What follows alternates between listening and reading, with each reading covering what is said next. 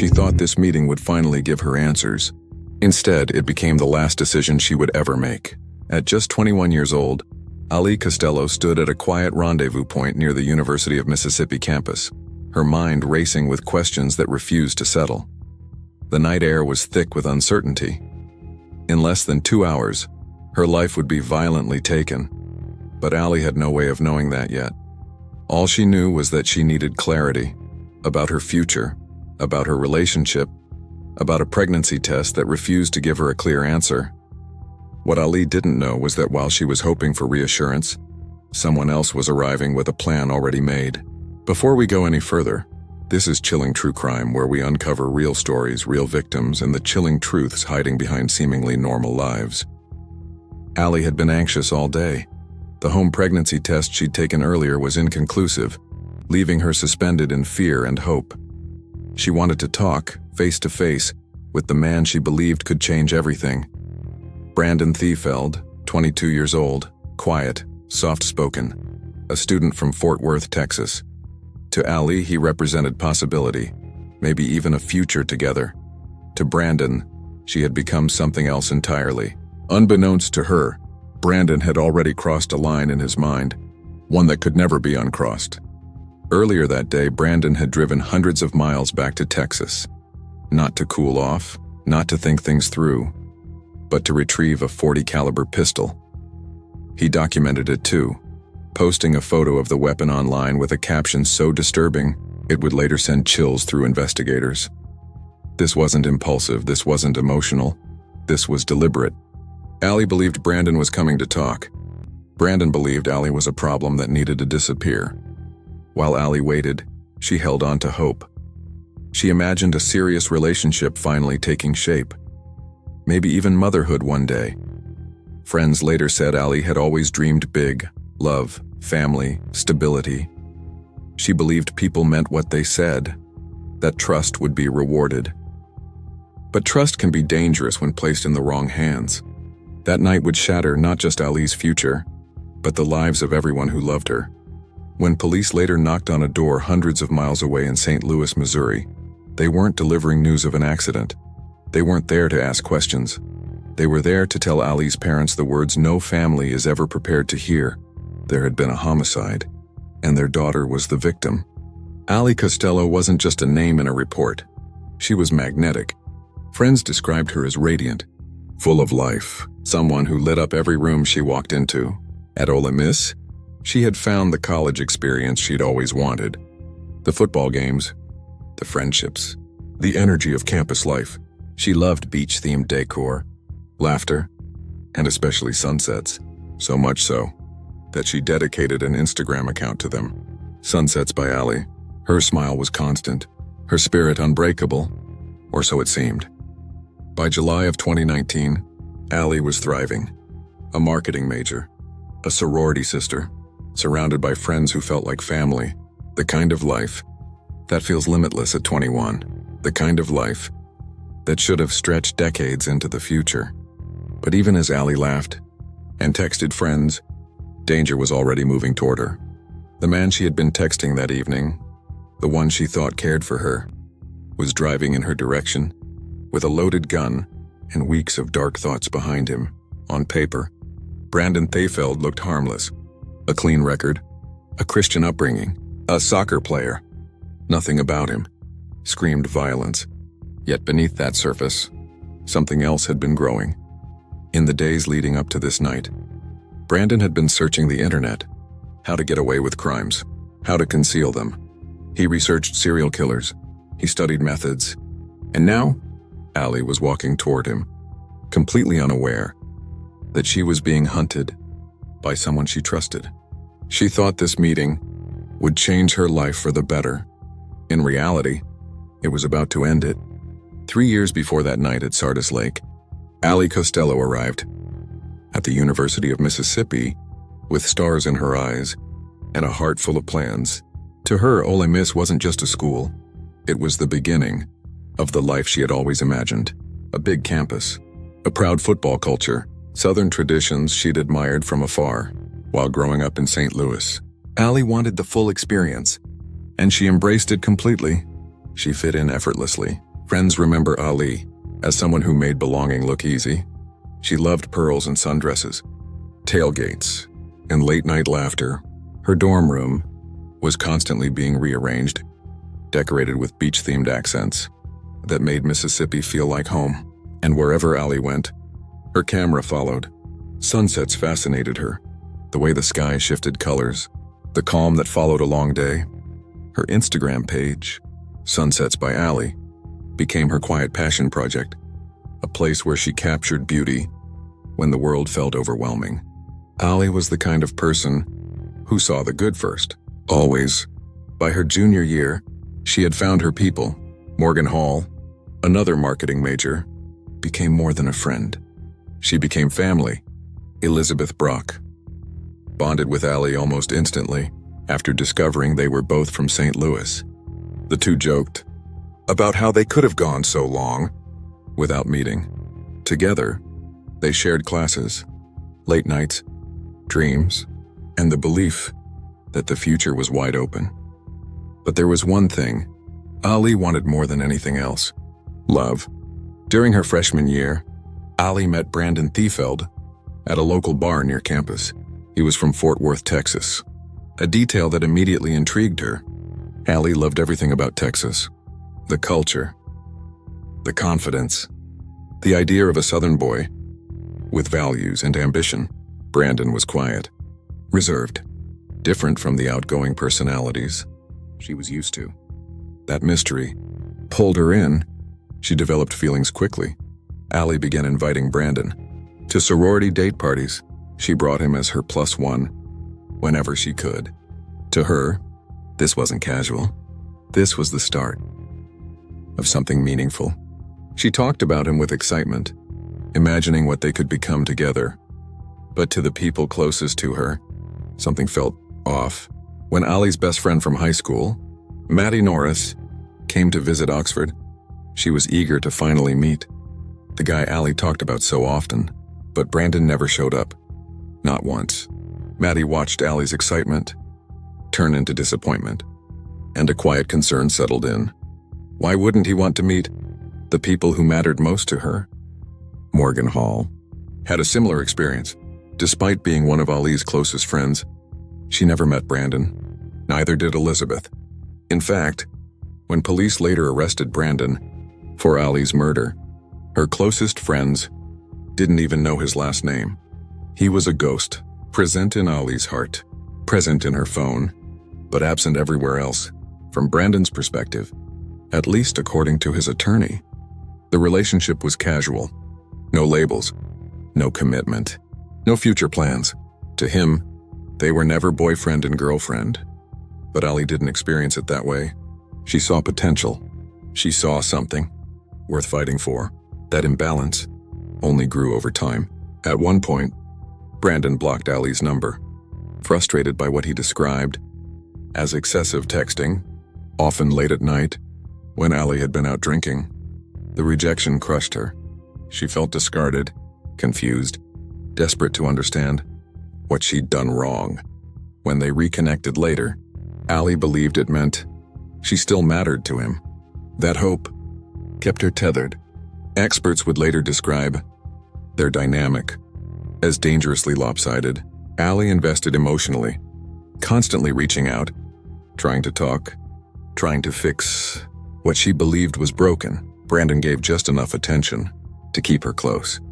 Enough to maintain access, but never enough to offer security. It was manipulation, disguised as indifference. And then, everything changed. In April of 2019, Ali sent Brandon a photo of a home pregnancy test, a faint blue line, barely visible. Unclear, uncertain, terrifying.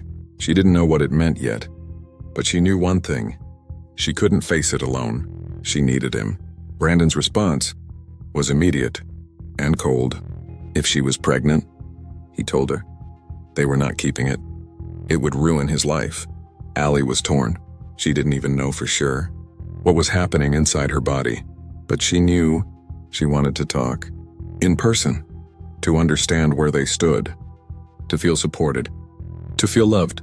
What she didn't know was that from that moment on, Brandon's thoughts began moving in a much darker direction. Brandon Theesfeld was planning, while Ali was still hoping for reassurance. By the time Ali Costello realized something was wrong, she was already emotionally trapped in a cycle she didn't know how to escape.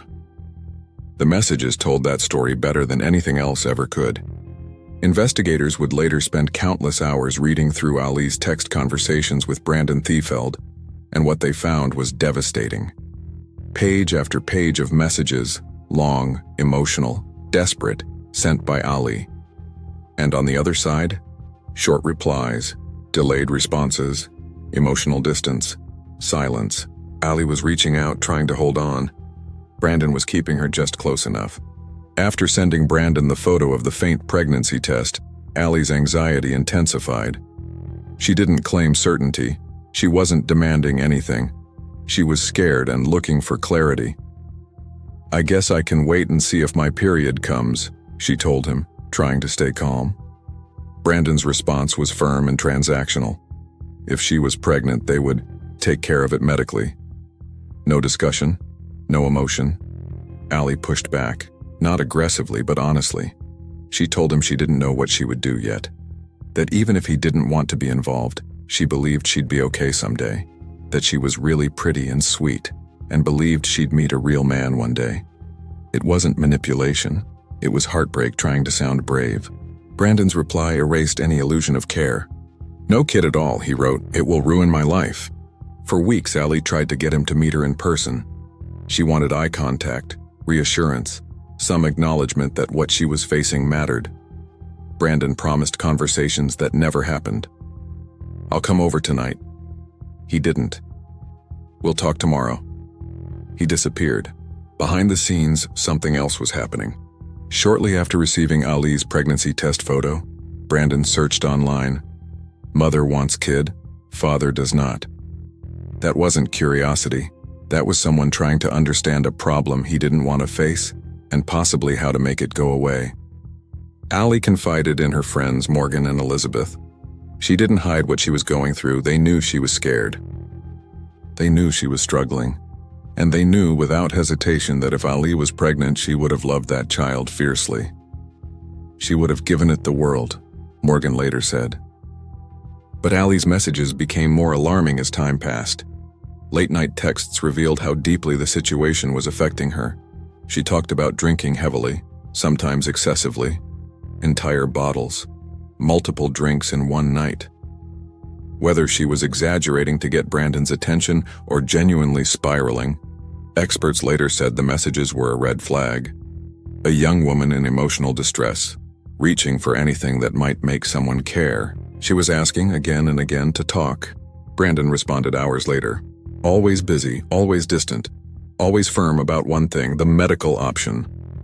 As weeks turned into months, Ali's anxiety grew. She sent more messages, longer messages. Messages filled with uncertainty about her body and her future. She shared photos of her stomach.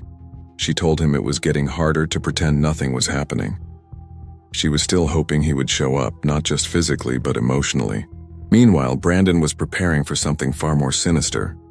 In early July, Ali told Brandon she had started bleeding and believed something was wrong. Whether she had experienced a miscarriage or not would never be fully confirmed. Medical findings later showed she was not pregnant at the time of her death. But the uncertainty haunted her, and it didn't matter to Brandon either way. What mattered was control. On July 12th, Brandon drove back to Fort Worth, Texas. That same day, Ali sent him photos of more unclear pregnancy tests. Less than 2 days later, Brandon posted a photo online that would later horrify investigators. A .40 caliber pistol with the caption, "Finally taking my baby back to Oxford." That wasn't a joke. That wasn't dark humor. That was a warning no one saw in time.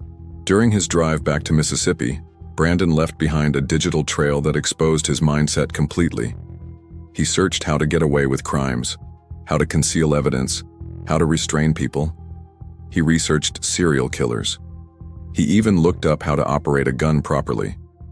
Ali was still hoping for a conversation. Brandon was planning an ending. Friday night, July 19th, 2019 began like so many others in Oxford, Mississippi. Ali Costello went out to the square. the lively downtown area where college students gathered after a long week. Bars clustered close together, music spilling into the streets, laughter echoing under streetlights. This wasn't unusual for Ali. She often went out alone, confident she'd run into friends. She took an Uber, enjoyed the night, and moved easily through familiar spaces, unaware that someone was watching the clock, waiting for the right moment. Brandon Theesfeld had already made his move. Earlier that day, he had sent a message that seemed harmless on the surface. "Are you going to be home today? I could visit." Ali responded with hope. She sent photos, explaining how hard it was getting to pretend everything was normal. She still believed he wanted to talk, still believed this was about resolving things. Then Brandon asked something that would later stop prosecutors cold. "Just let me know when you're back from going out. Is your house private right now?" Ali read those messages through the lens of trust.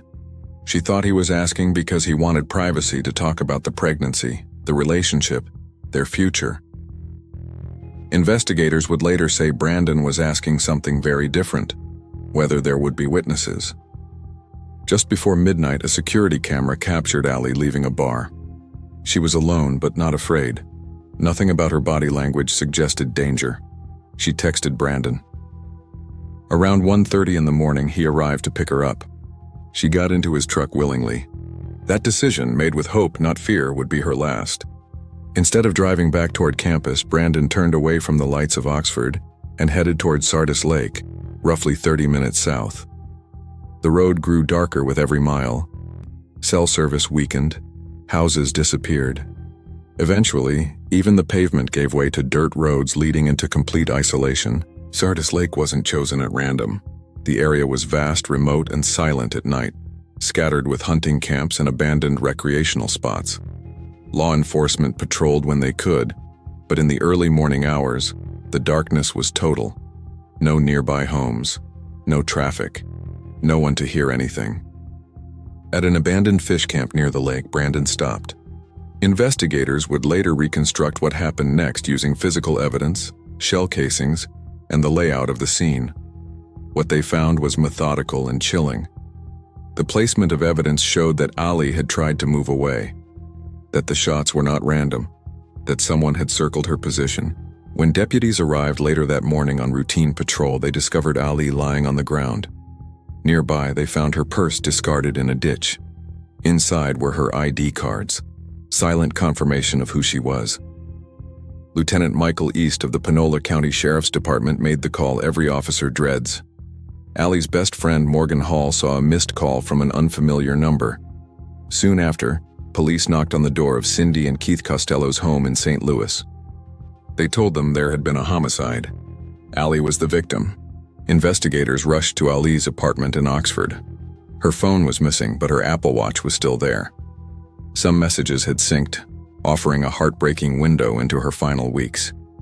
The one-sided conversations, the pleading, the hope, the manipulation. Everything pointed back to Brandon. Within 24 hours of discovering Ali's body, investigators wanted to speak with him. They called. Brandon made excuses. He said he couldn't come in. Then he agreed to meet Monday morning at 8:30. 8:30 came, Brandon didn't. That's when investigators began tracking his phone in real time. What they saw confirmed their worst fear. Brandon was driving north on Interstate 55, heading toward Memphis, the same route someone would take to flee Mississippi and disappear back into Texas. An arrest warrant was issued. A BOLO alert went out. Not long after, the Memphis Fugitive Task Force spotted Brandon at a gas station. His truck was easy to identify, even down to its custom license plates. Dashcam footage captured the arrest.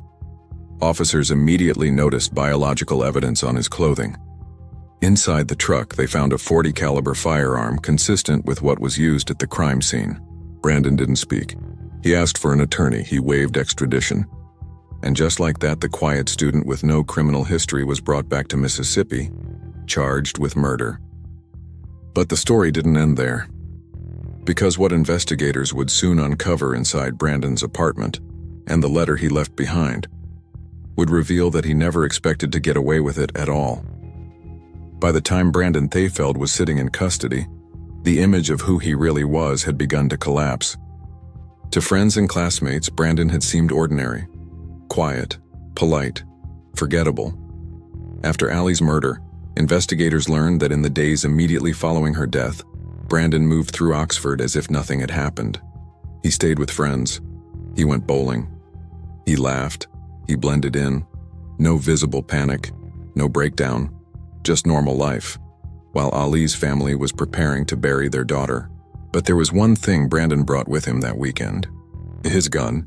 A friend later told police that Brandon arrived carrying the firearm, unloaded it inside the house, and set it down as if it were nothing more than a phone or a wallet. They drank beer. They talked. When the friend woke up the next morning, Brandon was gone. Behind closed doors, investigators were piecing together the final parts of the puzzle. During a search of Brandon's apartment, they found a letter, one prosecutors would later describe as a confession. Written to his parents around the time Allie's body was discovered, the letter was chilling in its clarity. Brandon admitted he had always had terrible thoughts. He wrote that this was the end for him, that he was either going to prison or going to die. He acknowledged that he knew he would be caught. It wasn't panic.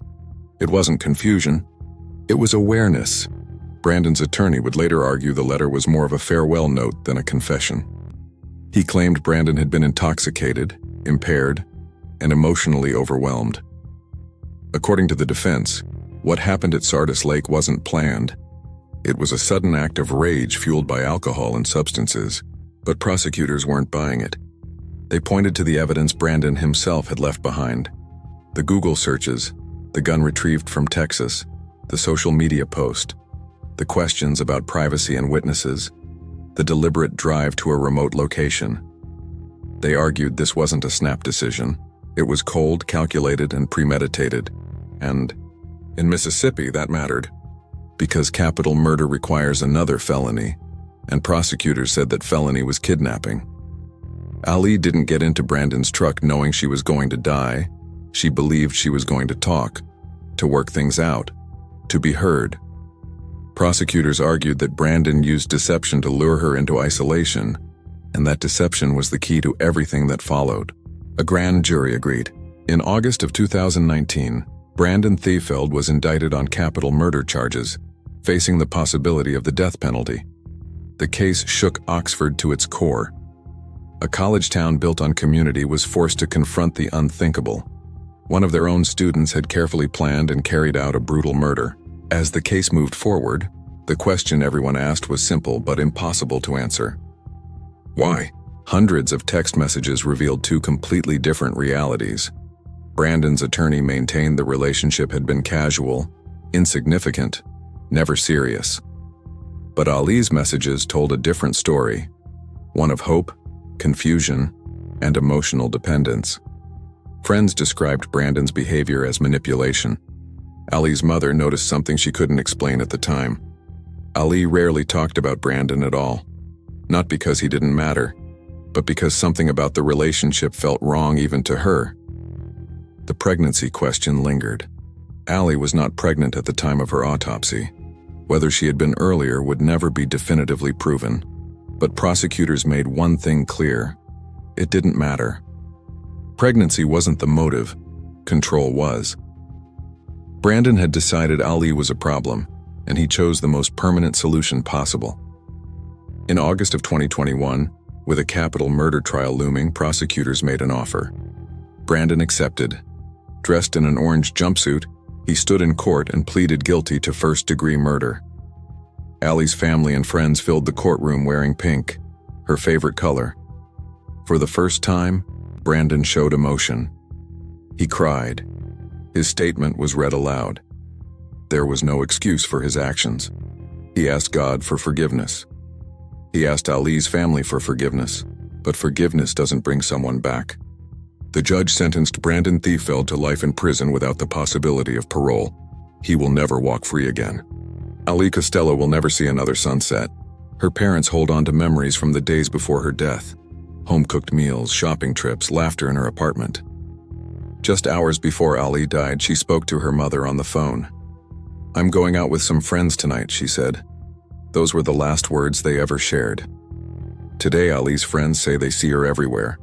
in pink sunsets, in quiet moments, in the beauty she loved to capture.